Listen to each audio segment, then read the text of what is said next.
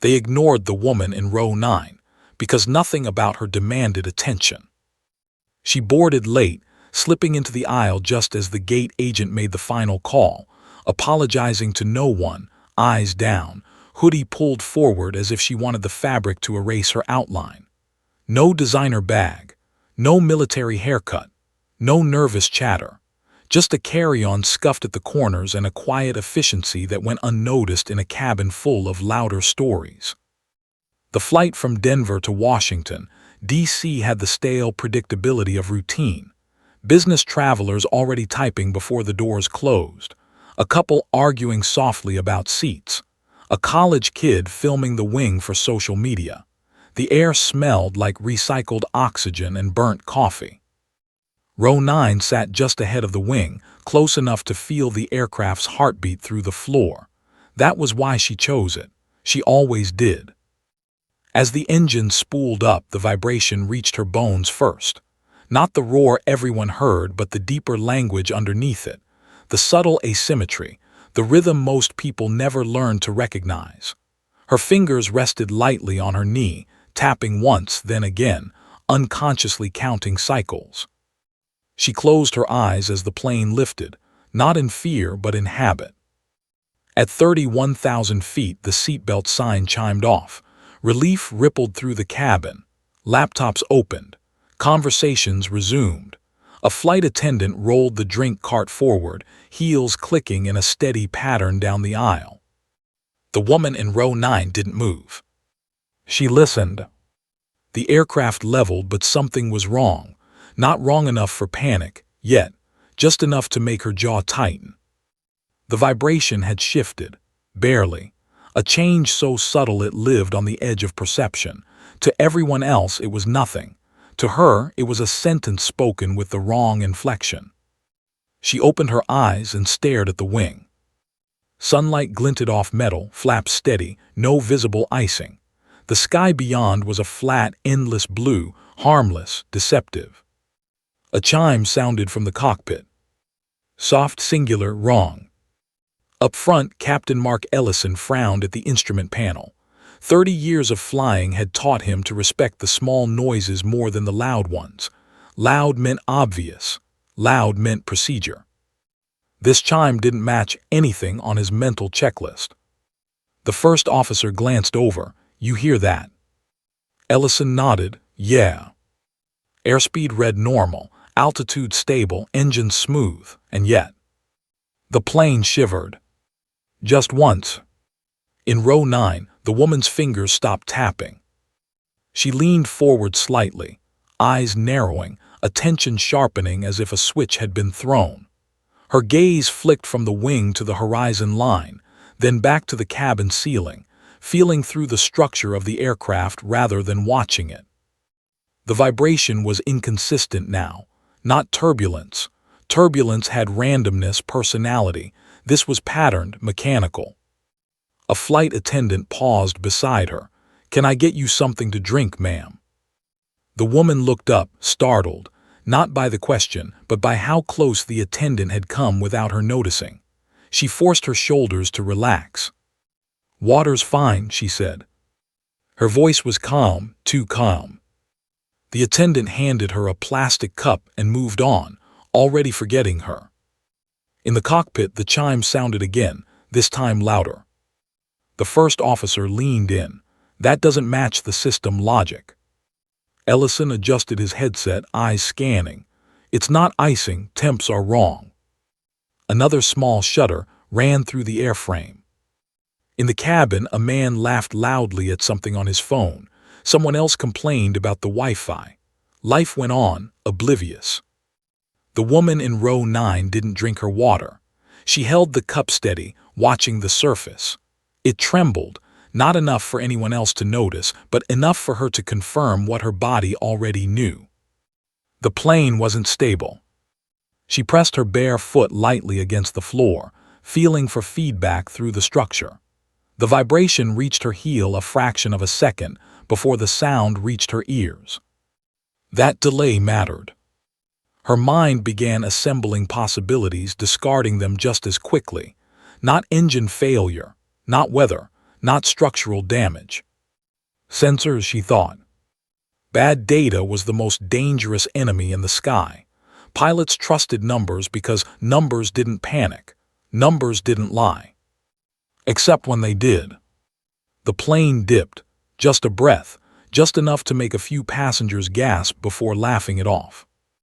Turbulence, someone said casually. The woman's grip tightened on the armrest. No, she thought, not yet. Up front, Ellison felt it too. The controls responded, but with a softness he didn't like, as if the aircraft were thinking before obeying. "What the hell?" the first officer muttered. Ellison didn't answer. His instincts were waking up now, old and sharp, whispering warnings he'd learned never to ignore. He reached for the intercom, then stopped. The cabin didn't need to hear uncertainty, not yet. Behind him, a warning light flickered once, then went dark. In row 9, the woman exhaled slowly through her nose.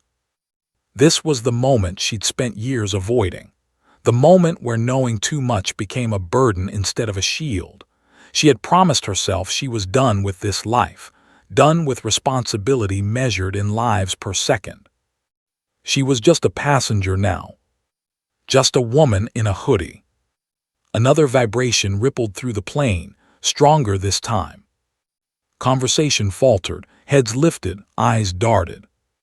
The woman leaned forward, staring hard at the wing root, at the angle of the horizon relative to the cabin windows.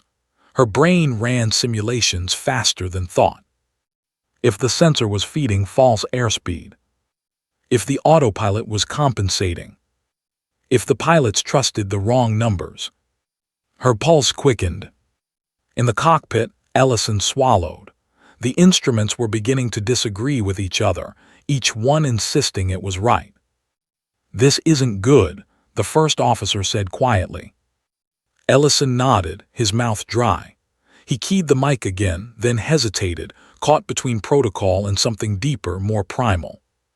In the cabin, the woman's seatbelt clicked open before she consciously decided to move. She froze. "Don't," she told herself. "Stay seated, stay invisible." Another jolt shook the plane, sharper now, enough to send a ripple of fear through the cabin. A baby cried, someone swore. Ellison's voice came over the speakers, strained but controlled. "Ladies and gentlemen, please remain seated with your seatbelts fastened." The woman closed her eyes for half a second. They were closer to the edge than he knew. She looked toward the front of the plane, toward the sealed cockpit door, toward the people making decisions with incomplete information. Ignored. Unseen. Just a passenger in row 9. The warning chime sounded again, insistent now. The woman opened her eyes, heart pounding, certainty settling in like ice. Something was about to fail. And when it did, ignoring her would no longer be an option. The second chime pierced the cabin with a sharper tone this time, barely noticeable to anyone else but loud enough for the woman in row 9. Her fingers, still lightly resting on her knee, twitched as she subconsciously traced the rhythm of the vibration. Something about it was off enough to make her stomach tight.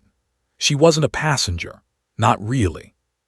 She had been trained to hear what others couldn't, to feel the mechanical whispers of aircraft as if they spoke directly to her. And now, the plane was talking. Up front, Captain Mark Ellison adjusted the throttle and squinted at the instrument panel. The readings didn't align with the expected physics. Airspeed fluctuated in tiny increments, too subtle for anyone else to notice, but enough to trigger every alarm bell in his head. His experience screamed caution, his instincts demanding action. He turned to the first officer, trying to maintain calm. "We need to run the diagnostics manually. Something feeding us false data." The first officer, a younger man with only 7 years on the line, swallowed hard. His eyes flicked toward the instruments, uncertainty creeping in. "Cap, it's just a sensor error, right? We can cross-check." Ellison cut him off with a tense shake of his head. "Cross-checking won't matter if it's affecting autopilot. We can't trust anything on the left side right now." In row 9, the woman's eyes darted toward the cockpit, the subtle hum of the engines vibrating through the seat beneath her. She sensed the fear in the pilots before the passengers did. She didn't move yet, stayed silent, letting the cabin's mundane chaos provide cover. People were complaining about the Wi-Fi. Children were whining for snacks. A man, too, rose back cursed under his breath over a seatbelt he couldn't fasten properly. Her eyes flicked to the wing, scanning the flaps and the engine nacelles, absorbing every vibration, every imperceptible change in sound. She could feel the autopilot compensating, struggling to maintain a path dictated by faulty data. And with that, a cold realization settled in. If the pilots trusted the instruments, they were walking into danger. The first officer tapped at the control panel. Airspeed is fluctuating, but the instruments say it's fine. Ellison's mouth went dry. Fine? You call that fine? He reached for the intercom but hesitated, his hands trembling slightly. He had no idea what was coming, and the rules drilled into him by decades of commercial flying couldn't cover this. The cabin shuddered slightly. A collective gasp rose and fell. Most passengers attributed it to minor turbulence, a brief bump in the air. But the woman in row 9 felt it in her bones, the subtle, insistent difference between natural turbulence and a failing system. The flight attendant pushing the cart glanced at her, brow furrowed. "Ma'am, please remain seated." "I know," the woman said softly. Her eyes never left the wing. "But you need to watch them." The attendant blinked. Watch who? Confused, she moved on, leaving the woman alone with the vibrations, the subtle signs she had learned to interpret like a second language. Another jolt, sharper this time, made overhead bins rattle. A few passengers screamed. Coffee sloshed in plastic cups. The child across the aisle from her buried his head against his mother's shoulder. Ellison and the first officer shared a look over the throttles. There was no official procedure for what was happening. None. "Cabin crew, stand by," Ellison said, his voice tight. Then under his breath he muttered, "God, I hope we're wrong." The woman's heart beat faster. She understood exactly what was wrong. One sensor had failed, feeding the autopilot a false airspeed reading. If left unchecked, the plane could stall, dive, or worse, respond in ways that would defy logic but obey physics. She unbuckled her seatbelt, just a fraction. She could feel the eyes of the passengers near her, curiosity tinged with irritation. But she ignored them, focused on the hum beneath the floor and the shifting pitch of the engines. The first officer's voice rose over the intercom, tight and anxious. "Captain, the left sensor it's completely unreliable. I don't know what it's." Ellison cut him off. "I see it, I know it's off. We need to manually override."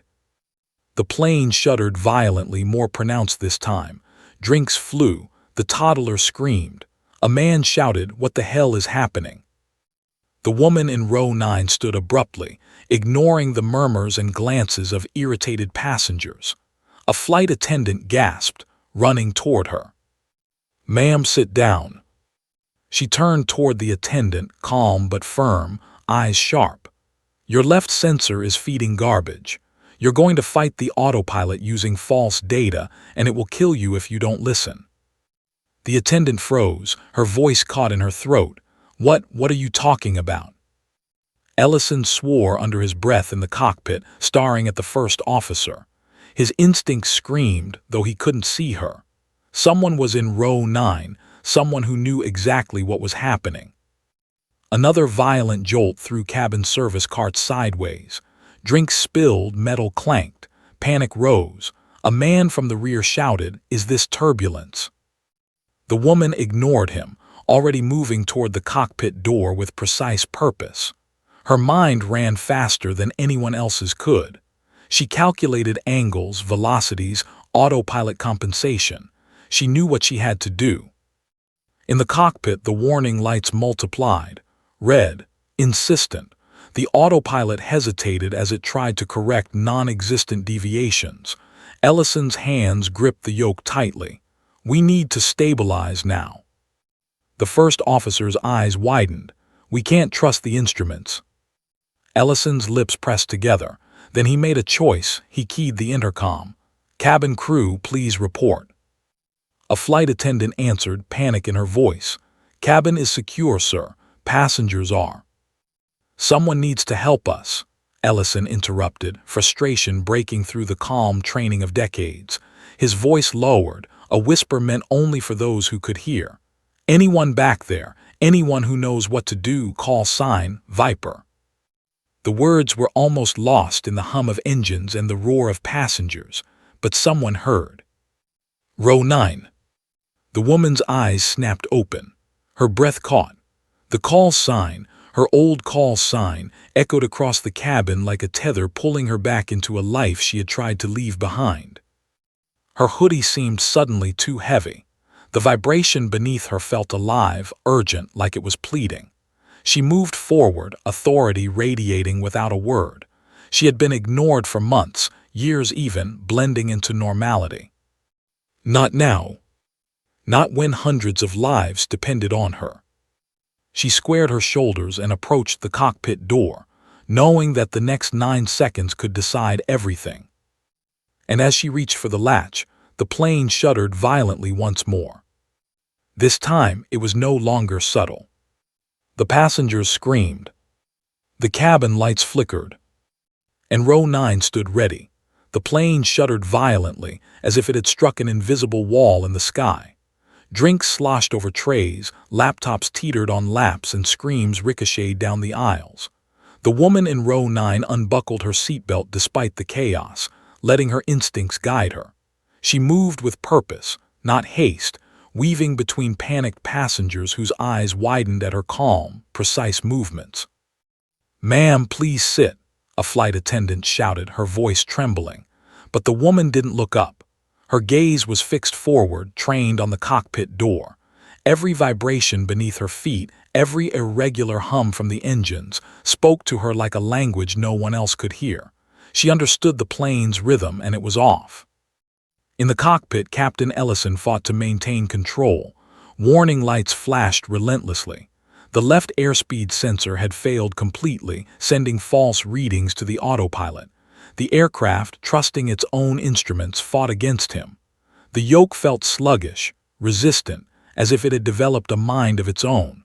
The first officer swore under his breath. "Cap, I'm telling you, we're being fed false data. The autopilot is overcorrecting." Ellison's hands clenched the yoke tighter.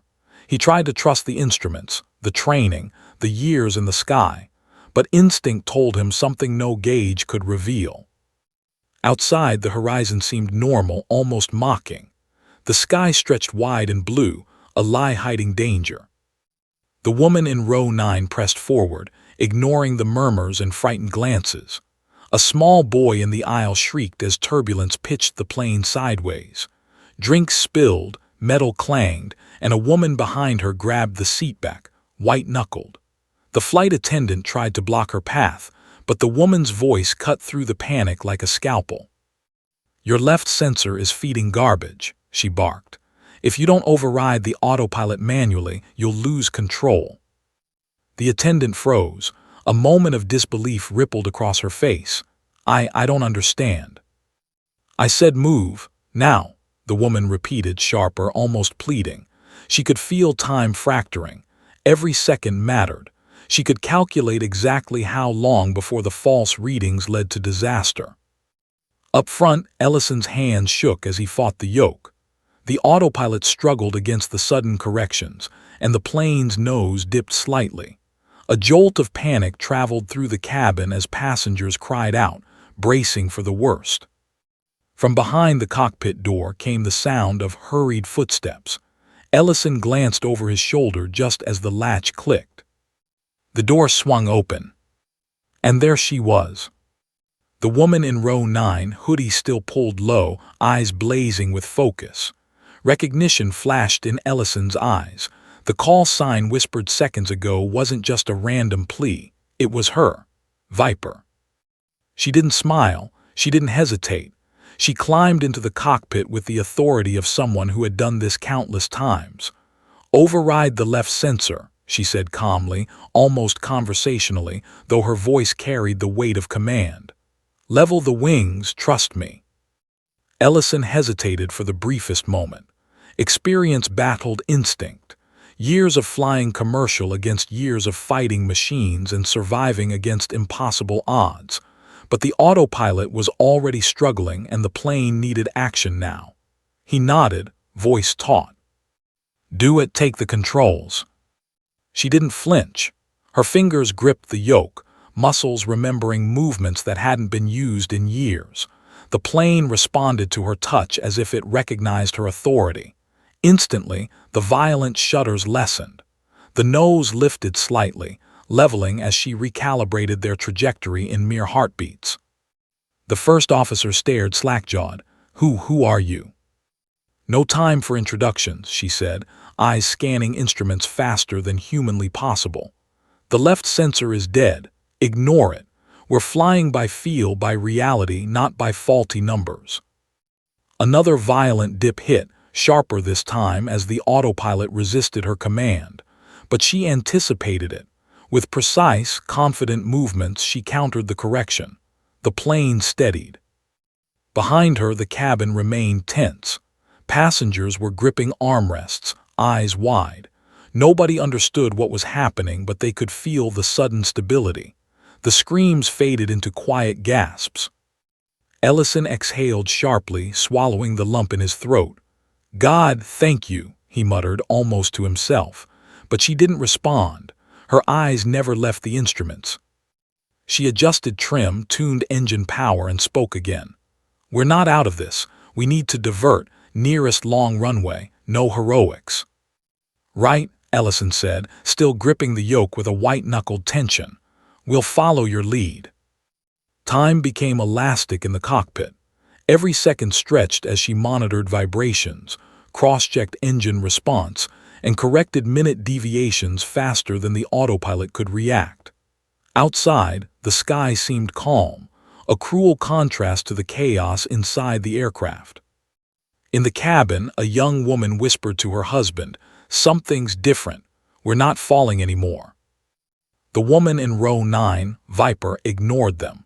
She didn't need gratitude. She didn't need recognition. She needed precision, focus, and to ensure that this plane, filled with hundreds of lives, survived what could have been a catastrophe. Another jolt hit, minor but alarming. She adjusted instantly, tracing invisible lines in the air with her hands, every motion a negotiation with physics itself. Ellison looked at her, awe and disbelief mixed in his eyes. You're a pilot." She didn't answer, not yet. Her mind was elsewhere, calculating, anticipating, controlling the uncontrollable. The first officer finally swallowed. "Cap, she's right. We've been fighting the wrong data. If we'd listened sooner." Ellison shook his head. "We don't get do-overs." The plane's engines hummed, but the tension in the cockpit was electric. One more misstep, one false reading ignored, and the situation could flip from controlled to catastrophic in seconds. Viper's eyes flicked briefly toward the cabin, then back at the instruments. Every vibration, every sound, every tiny resistance was a signal. She felt the plane as if it were an extension of herself. "Hold steady," she murmured almost to herself. "We're not done yet." Outside, the horizon remained serene, a perfect blue canvas hiding danger beneath. Inside, every heartbeat, every breath, every motion mattered. The plane was in her hands now.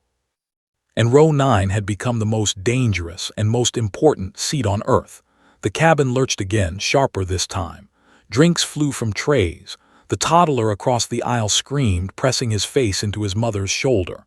Oxygen masks hadn't dropped, but passengers fumbled, confusion and panic mixing with the faint hum of warning lights. The plane's subtle shudders now demanded attention, not just instinct. Something was breaking. The woman from row 9, Viper, was already in motion. She had swung open the cockpit door with a determination that silenced any objections from the attendant trying to block her. "Move," she commanded, voice low but unyielding. The flight attendant froze for a moment, disbelief in her eyes, before reluctantly stepping aside. Inside the cockpit, alarms multiplied. Red lights pulsed, warning bells shrieked, and the autopilot continued its insistent fight against reality. Captain Ellison's hands were white-knuckled on the yoke. He'd flown everything from Boeing 737s to rare test aircraft, but nothing felt like this. A machine arguing back, resisting instinct, spitting out false readings and threatening catastrophe. Viper didn't hesitate. She assessed the instruments with an almost unnatural speed, fingers dancing over switches, toggles, and dials. She ignored the left airspeed sensor completely. It was lying. Instead, she calculated control input by feel, by the vibrations through the fuselage, by the resistance of the yoke and pedals. Each subtle nuance told her more than any digital readout ever could. The first officer, still pale, watched in awe. I don't understand how she's doing that," he muttered, voice trembling. Ellison swallowed hard, barely able to speak. She's not just a passenger," he said, disbelief in his tone. "She's someone else entirely." The plane pitched slightly, then leveled again under Viper's precise corrections. Outside, the horizon was calm, an indifferent canvas of blue, while inside, chaos danced like a predator around them. Back in the cabin, passengers clung to their armrests, some sobbing quietly, others whispering prayers. Nobody fully understood what was happening. The woman from row 9 had disappeared from sight, leaving only the sense that someone extraordinary had taken command. Viper spoke calmly over her shoulder, issuing commands to the captain. "Adjust trim 3 degrees left. Increase thrust by 1%. Ignore the left sensor completely. Autopilot is disabled." Ellison hesitated for a fraction of a second. Every fiber in his trained body screamed caution, but he followed. The plane shuddered, then responded beautifully. Another violent jolt came, slamming cabin service carts and spilling beverages everywhere. The passengers' screams filled the aircraft. Viper didn't flinch. Her fingers tightened on the controls. "Brace for a rapid drop. Hold control input steady. Trust me." The plane dipped slightly as she guided it through a dangerous pocket of unstable air. Every movement precise, deliberate. The autopilot's resistance had been neutralized. Now, the aircraft obeyed her. Ellison's voice broke over the comms. "Cabin crew, prepare for turbulence. Everyone's seatbelts fastened. We're being guided manually." The first officer's eyes widened as he realized the truth. They were flying by instinct, skill, and raw experience, not technology. In a commercial airliner packed with 172 lives, that was nearly unthinkable. Viper's gaze swept the cabin through the small cockpit windows. She noted the panic, the trembling hands, the terror painted across every face. None of them understood how close they had been to disaster. None of them could see the machinery of her mind, the calculations happening faster than they could comprehend. She clenched her jaw, not out of pride, but to steady herself. Ellison whispered under his breath, almost to himself, "How is this possible?" Viper ignored the question, scanning the readings, analyzing vibrations, sensing the plane's reactions as if it were an extension of her own body. She had done this before. Many years ago, in aircraft far smaller, faster, more lethal, she had lived and breathed the same data, but the stakes had always been personal. Now it was hundreds of lives, and there was no room for error. Another shudder, stronger. The left sensor, though ignored, continued to flash red. Warning lights screamed in a chorus of insistence. Viper adjusted power, corrected yaw, realigned the trim. The plane obeyed.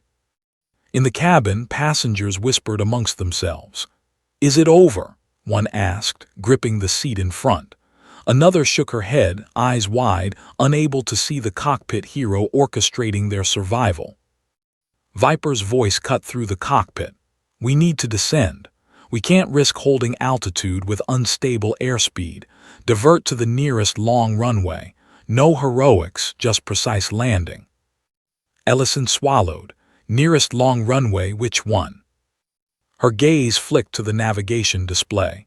3 miles west of the city, minimal crosswinds, Enough length to bring this bird down safely, but we need to move now. The autopilot's protests ceased. She had wrested control completely. The cabin remained tense, every second stretching impossibly long. Sweat ran down her temple, yet her hands were steady. Then a loud thump reverberated through the fuselage. Another warning light blinked red. Ellison's stomach dropped. Viper didn't flinch. She leaned forward, fingers flying over controls. That's just the wing flexing, nothing structural. Stay focused. We're not done yet.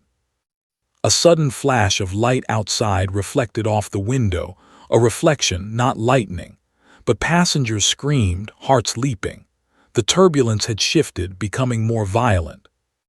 "Brace yourselves," Ellison shouted over the intercom, masking fear with authority. Viper adjusted instantly, microcorrections that only a machine or a seasoned veteran could achieve. The plane leveled. The violent shakes diminished. The cabin lurched, then steadied. Ellison exhaled, barely able to process what was happening. He had trained his whole life for emergencies, yet he had never encountered someone capable of this. Someone who could dominate a commercial jet like it was a fighter aircraft by feel, by instinct, and by skill no training manual could teach. Viper didn't look at him. She was already planning the next steps: descent, approach, alignment, landing. Each decision mattered. A single error now could undo everything. The first officer swallowed, pale as the plane shuddered gently in turbulence. "Cap, she's right. If we follow her lead, we survive, if not." Ellison nodded, jaw tight. "We follow her, that's the only choice." Viper's eyes flicked back toward the cockpit door, toward the cabin she had just left. Hundreds of lives were counting on her. They didn't know her. They didn't need to. She exhaled softly. "We're not out of this yet," she whispered, almost to herself.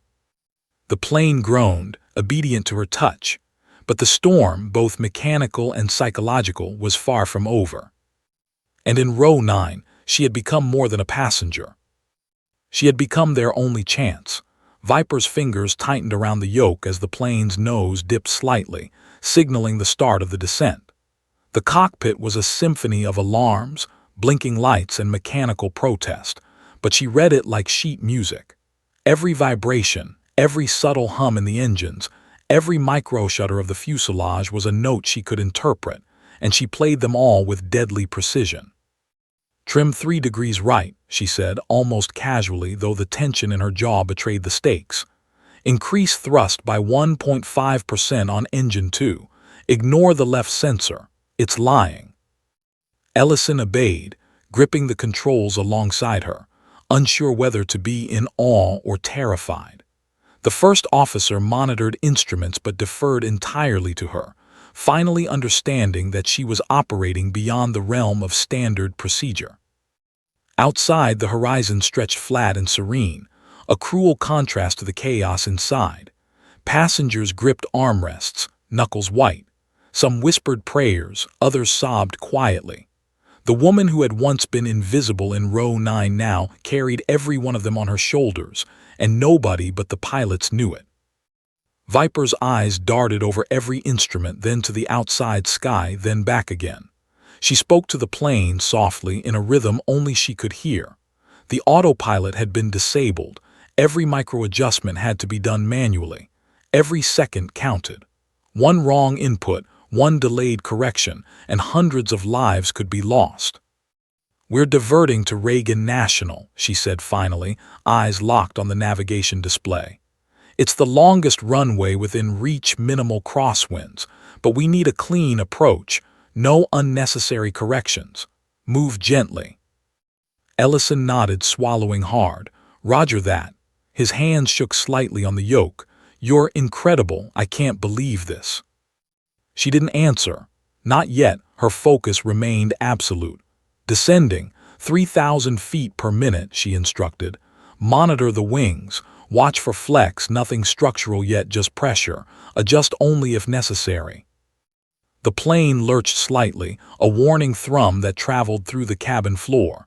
Viper reacted instantly, micro-corrections that seemed to anticipate the aircraft's next movement. Ellison's jaw tightened. "How is she seeing this?" he whispered under his breath. "How is anyone seeing this?" The first officer leaned closer. "Experience. She's reading the plane like it's an extension of herself. That's impossible." Viper adjusted again. The plane responded immediately, obedient to her hands, her commands, her instinctive authority. The violent shakes from earlier had diminished but not disappeared entirely. She knew the turbulence ahead could strike without warning, and she was ready. In the cabin, passengers whispered nervously. Drinks had long since spilled, papers and belongings were scattered. A woman gripped her husband's arm. "Is it over?" she asked, voice trembling. "Are we safe?" Row 9 remained empty, the woman's absence a ghostly calm in a cabin still trembling with fear. They didn't see her, but they would soon. She was already orchestrating their survival, far ahead of anything they could comprehend. Viper's eyes flicked to the altitude indicator. 2,000 feet. "Prepare for final approach," she said softly. She leaned forward, tracing invisible lines across the dashboard, calculating every microsecond, every angle, every gust of wind that could threaten the aircraft. Ellison nodded. "Cabin crew, brace for landing. Passengers, seatbelts fastened. This is going to be rough." His voice carried authority, but behind it was a tremor of relief. They were still alive. Viper spoke again, adjusting rudder and trim. "We're not out of the storm yet. Maintain heading. Keep altitude steady. Ignore false warnings. Focus on the runway. It's all that matters." The plane dipped slightly, a brief warning of turbulence ahead. She countered immediately, a subtle shift in the yoke, a micro-adjustment of engine thrust. The plane leveled. A collective exhale from the cockpit confirmed her calculations had been correct. In the cabin, passengers felt the sudden stability. Some whispered relief, thinking the worst had passed. A man muttered, "She must be a pilot or an angel." Nobody knew she was both in her own way. Viper's hands never stopped moving. She guided the descent, adjusted the pitch, calculated the glide slope, and monitored every mechanical response. The autopilot's absence was irrelevant. She didn't need it. The runway lights appeared in the distance, gleaming through a thin veil of clouds. Ellison's heart pounded. "There it is," he said quietly. "We're going to make it." "Not yet," Viper corrected. "We need precision, nothing rushed. One wrong move and the entire calculation collapses. Watch your inputs, Cap." Ellison swallowed, trembling, and obeyed. Every motion was deliberate, every second stretched like a rubber band. The plane descended with surgical accuracy, gliding over turbulence pockets as if she were carving a path through invisible obstacles. Passengers noticed the wings flex, a subtle oscillation, but the plane remained solid. Viper's voice was steady as she monitored engine power and airspeed, overriding false readings. "Half a mile out," she said softly. "Prepare for flare." The cockpit tensed. Ellison followed her lead, trusting her implicitly. The plane dipped slightly as she adjusted the controls with perfection. The wheels descended toward the runway with precision only a seasoned fighter pilot, or someone who had lived in impossible skis, could command. "Flare now," she whispered. The landing gear kissed the runway, hard but controlled, brakes engaged, reverse thrust deployed. The plane skidded along the tarmac, slowing to a safe stop. Cabin alarms ceased. Red lights faded. Silence fell, broken only by heavy breaths. Ellison removed his headset, shaking. You saved us all." Viper exhaled, the first real breath she had taken in minutes. "Not done," she said quietly, scanning the instruments for any final anomalies. The first officer finally found his voice. You just did something incredible." Viper didn't answer. Her eyes were already on the cabin, already preparing for the next steps, the next lives she might need to save. And somewhere deep inside, she allowed herself the smallest acknowledgement. She had come back to the sky for this. The plane sat finally still, engines humming quietly, passengers staring in disbelief, and Viper, once invisible in row 9, remained unseen hero. The plane's engines hissed to a calm, steady rhythm. Red warning lights faded, replaced by soft green indicators that signaled the aircraft's systems were finally stable. In the cabin, passengers were frozen in disbelief. Some whispered to each other, eyes wide, shaking from adrenaline. Drinks had spilled, papers lay scattered across floors, and a few frightened children clutched parents' hands as if holding onto life itself. The flight attendants moved cautiously through the aisles, checking on passengers, offering water, masks of professionalism barely hiding their own shock. "Is everyone okay?" one asked, voice trembling. A chorus of shaky yes and quiet sobs followed, yet nobody seemed to notice the empty space in row 9. The woman who had orchestrated their survival was gone from sight. In the cockpit, Ellison removed his headset, his hands still trembling, sweat dampening his uniform. His eyes met the first officer's, disbelief mirrored in pale faces. She saved us," Ellison said, voice barely a whisper. "I don't understand how." The first officer ran a shaky hand through his hair. "Cap, she's not just a passenger. That was someone who should have been in the Air Force or flying jets designed for combat. She. Ellison shook his head, unable to finish the thought. The truth hung in the air like the scent of ozone after a storm. Someone had taken control of a commercial airliner with nothing but experience, intuition, and skill honed in impossible circumstances, and no one had even realized she was there until it was too late to ignore her. Meanwhile, Viper walked calmly down the aisle, hoodie pulled low, blending into the shaken passengers. Her eyes scanned the faces of people she had just saved. Relief, disbelief, fear, none of it mattered to her. She had done this before. She had been invisible before. Recognition had never been part of the job. A young man reached toward her, voice shaking. "Hey, wait, who are you?" She didn't answer. Not yet. She had learned long ago that explanations were distractions, and distractions in a cockpit could be fatal. She merely nodded once and kept moving toward the rear of the cabin, giving the faintest impression of normality. Ellison leaned back in his seat, voice rough. "Cabin crew, get the passengers settled, prepare for disembarkation, and someone find out who that woman was." The flight attendant nearest the cockpit froze. "Sir, she disappeared. We don't know, she's gone." Ellison's brow furrowed. "Gone? How does someone just vanish?" The first officer muttered, half to himself, half in disbelief. "She wasn't just anyone, she was. Ellison waved him off. "Don't speculate. We need names, information, anything." Outside, airport emergency vehicles approached the runway. Lights flashed red and blue. Passengers clutched belongings as they prepared to exit the aircraft. Some pressed phones to their ears, calling loved ones, telling them they were alive. Some stared blankly out windows, trying to process what had just occurred. Viper waited near the back, her presence unnoticed amid the chaos. Her heart still raced, adrenaline still surging, though the aircraft was safe. Her call sign, Viper, echoed in her mind.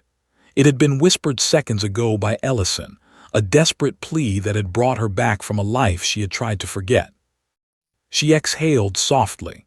Flying commercial had been her promise to herself, a chance to remain anonymous, to live in the world without being noticed, without carrying the weight of responsibility she had long ago shouldered in combat.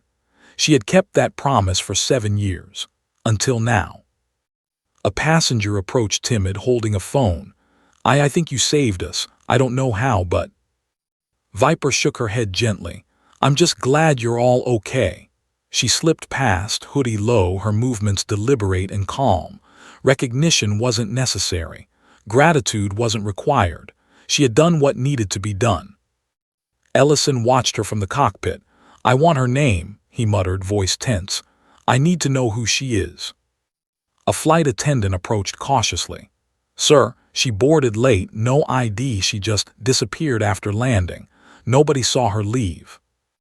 Ellison's hands trembled as he processed the information. The reality of the situation hit him fully. A stranger, a woman no one noticed, had saved the plane when he and the first officer couldn't. And now she was gone. The passengers began disembarking slowly. Some asked for her, searching the cabin with wide eyes. Some whispered prayers, hoping the woman who had saved their lives would be recognized. But she remained unseen, a ghost moving through the chaos. In the cockpit, Ellison finally slumped into his seat. He dialed the airline operations line, voice tense. "We need an investigation, immediately, but also we need to find that woman. She just saved hundreds of lives." Viper moved toward the terminal exit. She passed crowds of passengers, crew, and media, all oblivious to her presence. She could feel the eyes of some scanning her, searching for the hero, but she kept her hood low, steps light. Somewhere in the crowd, a child she had saved waved at her, but she only nodded faintly and continued. Recognition wasn't for her. Her work was done. In the terminal, she paused briefly. The adrenaline ebbed, leaving exhaustion and the faintest trace of guilt that she had once again stepped into danger, pulling strangers along with her. She had wanted anonymity, yet fate had chosen otherwise. Ellison's voice echoed in her mind, the whisper of her call sign still ringing. Viper. She exhaled slowly. The world didn't need to know her name. They didn't need to know the story. All they needed was survival, and they had it. But even as she moved through the terminal, blending into the crowd, she knew something had changed. 7 years of hiding, of trying to forget, had ended in those brief, impossible minutes. She had returned to the sky. And she had left her mark. The plane sat on the tarmac, engines ticking down, lights reflecting on wet asphalt. Emergency vehicles lined the runway, flashing red and blue in solemn rhythm. Passengers began to disembark, some in silence, others clutching phones to call loved ones, still processing the near catastrophe they had just survived. Their faces were pale, eyes wide, and hands trembling. Each step toward the terminal was a reminder of the invisible thread that had held them aloft, a thread they did not yet understand. Captain Mark Ellison remained in the cockpit for a moment longer than protocol allowed. He removed his headset, palms pressed against the worn yoke, and exhaled slowly. The adrenaline had faded just enough for reality to crash in. A woman, a stranger, had taken control of his plane, overridden every system he trusted, and brought it safely to the ground. And now she was gone. He glanced toward the cabin through the small cockpit windows. Passengers were leaving the aircraft, some scanning the aisles as if searching for an angel. He had watched her vanish from sight, hoodie pulled low, blending effortlessly into the chaos of relieved, shaken humanity. "Where did she go?" he whispered to himself. The first officer, still pale, approached. "Cap, you have to see this. People are talking. Some passengers saw her moving through the cabin before landing. They're trying to find her." Ellison nodded, voice low. "Yeah, we need to know who she is. That woman saved hundreds of lives today. We can't just let her disappear." Meanwhile, passengers moved through the terminal, many whispering to each other in disbelief. "Did you see her?" one asked. "The woman in row 9, she wasn't just a passenger." Another shook her head. "I don't understand. Who is she?" A young man scanned the crowd with his phone, hopping to capture evidence, but she was nowhere to be seen. Somewhere in the crowd, a child she had saved looked up, eyes wide, scanning the faces of strangers. She had calmed him, reassured him when the plane pitched violently. He reached toward where she had been, but she had already moved on, a ghost in the terminal. Ellison paced the cockpit for a moment, then grabbed the radio. "Operations, we need an immediate investigation, but also we need to find that woman. Call sign Viper. We need to know her name, her training, anything." The airline operations team scrambled, paging security, reviewing boarding records, and cross-referencing flight manifests. Every moment brought tension. The woman had vanished without a trace, leaving only whispers and awe behind. Back in the terminal, Viper moved quietly, careful to remain unseen. She passed crowds of passengers, some of whom searched desperately for her, whispering questions into phones or to each other. Her heart still raced, adrenaline lingering, but she maintained her calm exterior. Recognition wasn't necessary, and attention had never been part of the plan. Yet as she moved through the crowd, she felt a subtle shift. People were beginning to piece things together. A passenger mentioned the woman who saved us. Another recounted seeing her hand steady the controls, and murmurs spread like wildfire. She realized the story was starting to escape control. Everyone would know someone had acted heroically, even if they didn't know who. Ellison, still in the cockpit, received a call from a flight attendant who had been nearest to row 9 during the turbulence. "Sir, she didn't check in with us after landing. She's gone. No ID, no information, nothing." Ellison's brow furrowed. Security, immediately, every exit, cameras, boarding records, find her. The first officer shook his head, stunned. "Cap, she just disappeared. It's like she was never on the plane." Ellison exhaled sharply. "We can't ignore this. She's extraordinary.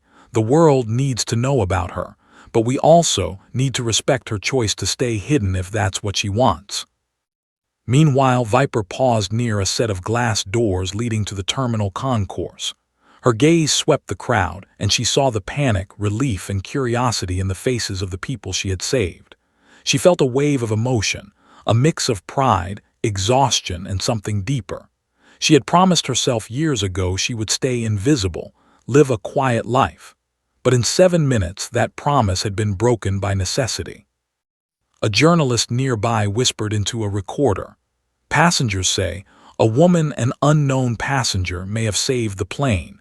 Eyewitnesses say she moved with authority, took control, and guided the pilots through." He paused, shaking his head. "Incredible." Viper exhaled slowly. She had anticipated recognition but hoped to avoid it. Media frenzy could be dangerous. She had already left the life of notoriety behind once. She had no desire to return. Ellison finally stood at the edge of the tarmac, looking toward the terminal doors, hopping to catch a glimpse of her before security swept through. He knew her call sign, Viper, but nothing else. Her training, her history, her identity, all hidden in plain sight. He could only marvel at the woman who had transformed from an unnoticed passenger into a hero in minutes. Passengers slowly reunited with loved ones, some recounting the terrifying moments, some trembling silently. The child she had calmed earlier ran to his father, tugging at his sleeve. He glanced back, searching for the stranger who had kept them safe. She had already disappeared, blending into the terminal's crowd, hoodie low, ordinary again, yet carrying extraordinary weight. Ellison's phone buzzed. Airline operations had begun combing through boarding logs. No match for Viper. Her boarding pass left no clues, her seat assignment seemingly random.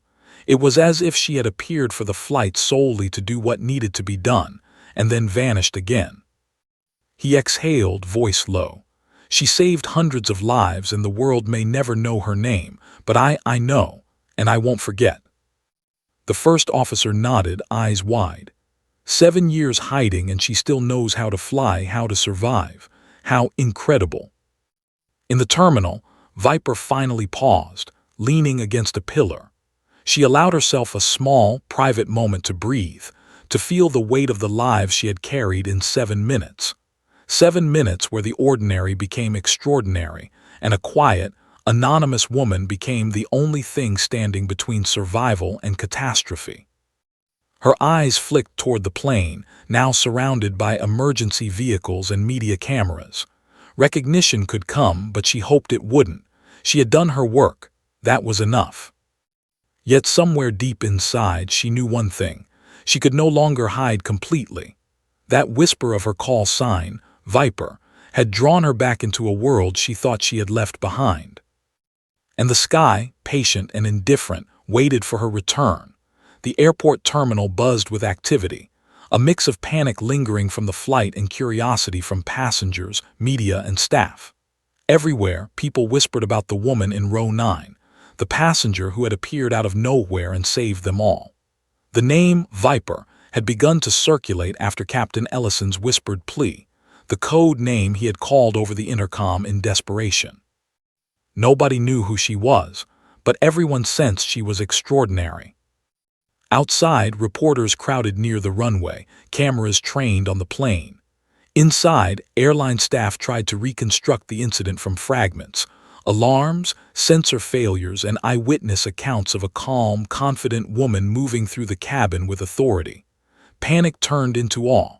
Heroism, however anonymous, was undeniable. Viper leaned against a terminal pillar, hoodie still pulled low. Her breath was steady, but every muscle in her body remembered the plane's vibrations, the subtle shudders, the instruments fighting back. 7 years of hiding, 7 years of normalcy, and now this, an impossible reunion with the skis she had once dominated in a different life. She had promised herself anonymity, but fate had a different plan. A security officer approached cautiously. "Ma'am, we need to check your ID." She straightened, voice calm but firm. "I'm not here to cause trouble. I left the aircraft safely. That's all you need to know." He hesitated, sensing the weight behind her words. She didn't need validation. She needed closure. Inside the cockpit, Ellison and his first officer had stepped out, scanning the terminal, hopping to find the woman who had just saved hundreds of lives. When Ellison's eyes landed on her, recognition hit instantly. He approached, careful not to spook her. "You," he began, voice low, reverent. "You're Viper." She nodded once, a faint, almost imperceptible acknowledgement. "I did what I had to do," she said softly, eyes drifting back toward the runway. The sun reflected off the wet tarmac, glinting across the plane she had just saved. "That's all that matters." Ellison swallowed. "You saved all of us, every single passenger. Do you understand what you did?" She shook her head lightly. "I understand what could have happened. That's enough." The first officer stepped closer, awe in his voice. "All the simulations, all the training, nothing prepares you for what you just did. How are you still here?" Viper's lips curved faintly. "Because someone has to be. Someone has to keep moving, keep surviving, keep watching." Her eyes flicked briefly toward the crowd of passengers, some of whom had begun to notice her presence. Whispers spread. "That's her. That's the woman from row 9. The reporters started converging, sensing a story, but she remained calm, blending into the crowd. Recognition could be dangerous. Attention could be dangerous. She had survived this long by being invisible, but some part of her knew the world needed a glimpse of what had just happened. Ellison followed her gaze. "They're trying to find you. They'll know soon. Your life will change." She exhaled softly, almost reluctantly. "I never wanted that," she admitted. "I wanted to disappear, to be invisible, but sometimes being seen is unavoidable." A small child she had saved earlier tugged at his mother's sleeve, pointing toward Viper. "That's her. That's the lady who saved us." The mother looked, eyes wide, realizing the truth. She whispered a heartfelt "thank you," and the child waved. Viper gave a small nod, the first gesture of acknowledgement toward those whose lives she had touched. Ellison finally asked the question that had been on everyone's minds. "Who are you? Where did you come from?" She paused, taking a deep breath. I am a pilot, not just commercial, military too, special operations. I've spent my life in aircraft that most people can only read about in manuals or watch on screens. I left that world behind 7 years ago. This was a reminder of what I once was and what I still can be when lives are at stake. The first officer's jaw dropped. 7 years hiding and you still saved us. No one could have done that. No one.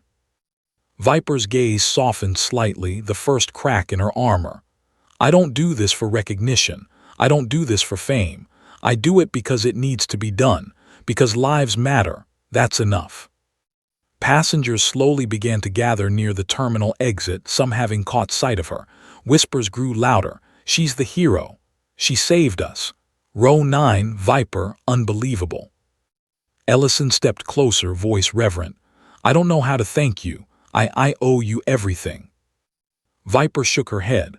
No debts, just live. Tell others to value life. That's all the thanks I need. A reporter approached, holding a microphone, pushing past airline staff. Ma'am, could you tell us your name? The world wants to know who saved Flight 417. Viper's eyes met the lens for a brief moment, steady, unwavering. She shook her head. Some things aren't for the world. Remember the lives, not the person.